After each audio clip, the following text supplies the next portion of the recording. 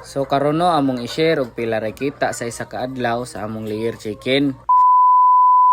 So atong gama rong adlaw no kay maghimo tag video about sa kita nato kada adlaw sa atong layer chicken. Daghan kaayong nangutana nato no ning PM unya na poy uban giyan higyud tas personal pero karon na nila may ipakita ani nga video for awareness lamang pus uban ba. Og tuod no clarification ha usara ka adlaw ni nga income ha dili whole cycle sa layer chicken. So start na ta. Una no among active chicken ron is 45 na sila kabuok 45 heads. Unya no kanang 45 heads mo itlog na si Jag 41 ka itlog no pinakahayes na to na nga harvest no so mao na atong basihan unya no kanang 41 eggs ato na ibaligya no butang na laman nato tag 8 atong baligya muhali na siya og 328 no so mo na kita sa atong 41 eggs no karon atong i-minus pod og pila ilang na consume anang adlaw yung bahog nila no sa kada adlaw no moabot og 5 kilos 2.5 kilos among bahog sa buntag unya 2.5 kilos pod sa hapon so total 5 kilos tanan mahurot nila sa usa ka adlaw unya no ang presyo sa ilang bahog is 38 per kilo. So, 38 times 5, 190